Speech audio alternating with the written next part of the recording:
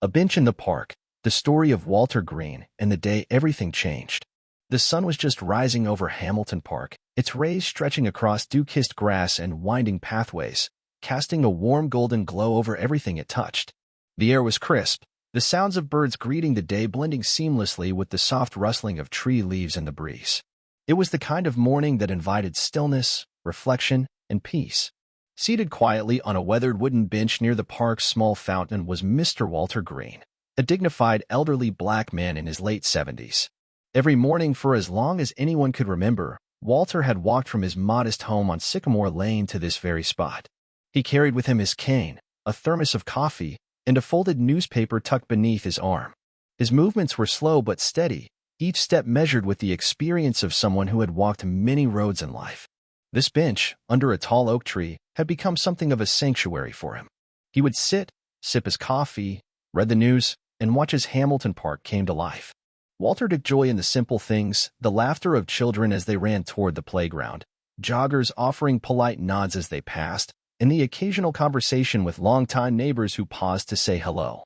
On this particular morning, however, as Walter sipped his coffee and flipped open his newspaper, there was an undeniable undercurrent of tension in the air, one that he couldn't quite place. It wasn't until a young police officer named Ethan Daniels entered the park that Walter understood why.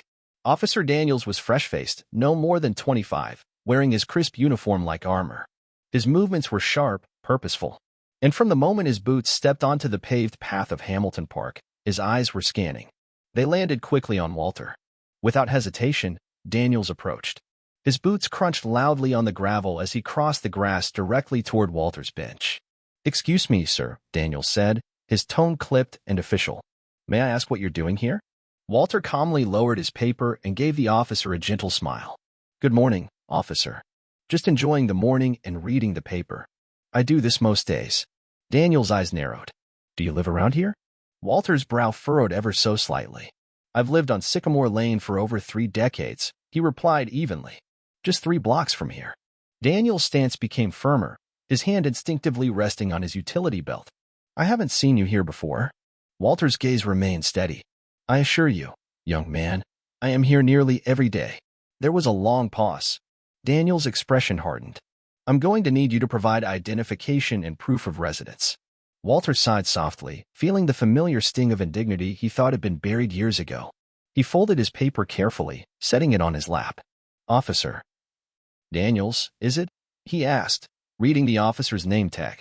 "I'm not carrying my ID this morning. I didn't think I'd need it to sit on a bench in my neighborhood park." The young officer's grip on his belt tightened. "Without ID or proof, I'm going to have to ask you to leave. This park is for residents." "I am a resident," Walter said quietly, his voice carrying the weight of experience. "I've helped build this community, helped design this very park." Daniels scoffed. "Yeah? You designed the park?" "Sure you did." Walter's heart beat faster now, not from fear, but from something more complex. He picked up his cane, his hand trembling slightly. "Son," he said, his voice stronger, "I've dealt with men like you before. I will not be intimidated." Daniels took a step closer. "Get up," he ordered. "You're trespassing." Walter's knuckles whitened around the handle of his cane. "No, I am not." And then, the officer reached for Walter's arm. In that moment, as Daniels gripped his elbow with unnecessary force, a commanding voice cut through the air. "That's enough." Both men turned in surprise. Walking swiftly toward them was an imposing figure, Chief Marcus Whitaker, head of the Hamilton Police Department. He was tall, broad-shouldered, with closely cropped hair peppered gray at the temples. His uniform was simple, but his presence was commanding. Chief Whitaker's dark brown eyes radiated controlled authority as he closed the distance. Daniel's face paled. "Chief, I didn't see you there." Whitaker's gaze flicked from Daniel's hand still clamped around Walter's arm to Walter's weary face. "Release him," the chief said, his voice low but fierce. Daniels let go, stepping back as if the contact had burned him. Whitaker placed a gentle hand on Walter's shoulder. "Are you all right, Mr. Green?" Walter took a deep breath, his pride wounded but his spirit unbroken. "I'll live, Marcus," he said. "But this isn't new." The chief's jaw clenched, his fury barely restrained. He turned back to Daniels. "You are dismissed. Report back to the station. We will have a discussion about this soon." Daniels stammered. "Chief, Now." Daniels didn't argue. He turned on his heel and left. Whitaker helped Walter back onto the bench, sitting beside him. They sat in silence for a while, letting the breeze and birdsong fill the air. "I'm sorry you had to go through that," Whitaker said finally. Walter shook his head. "I wish I could say I was surprised." Whitaker sighed heavily. "This is why I'm here today. I've been walking the beats myself. Watching. Listening. And this." He gestured after Daniel's retreating figure.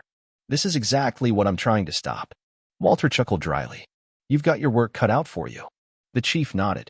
"But I've got help." He gave Walter a meaningful look. "If you're willing." Walter smiled faintly. "Always." In the days following the incident, the community stirred. News traveled quickly in Hamilton, and by midweek, everyone was talking about what had happened in the park. Some were outraged. Others were defensive. But most were asking one important question: how do we move forward? Chief Whitaker reached out to Walter the following week. "I want you to come speak at our department," he said. "I want every officer to hear your story, your history, your perspective." Walter agreed. But he had one condition. "I'm bringing some young people with me," he told the chief. "They need to hear this, too. And they need to be heard." Chief Whitaker smiled. "Deal." Over the following months, Walter worked closely with the chief and his team to create what would become known as the Hamilton Unity Initiative. It wasn't just about training. It was about dialogue, about shared experiences, about building trust in a place where it had too often been broken. At the first session, Walter stood in front of a room full of officers, some young, some old, some open, some skeptical. He told his story. From his childhood during segregation to his involvement in the civil rights movement, to the days when he and his neighbors fought to build Hamilton Park as a space for everyone. He spoke of his hopes and his disappointments. One by one, others stood to share their own stories. Young people like Naomi Clark, who spoke of her brother being profiled and stopped on his way home from work. Jamal Rodriguez, who dreamed of becoming a lawyer because of the injustices he'd seen firsthand. And then, something remarkable happened. The officers listened.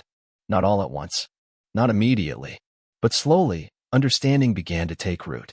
Months later, Walter sat back on his bench in Hamilton Park. This time, he wasn't alone. Naomi was there, reading to her baby daughter. Jamal was kicking a soccer ball with a group of kids. Chief Whitaker strolled by, laughing with a group of officers and young men from the community. Change was slow, sometimes frustratingly so, but it was happening. And as Walter sipped his coffee, watching the sunrise over Hamilton Park, he smiled. Because hope, he realized, was not something you waited for. It was something you built. And as long as there were hands willing to do the work, there was always a future worth believing in.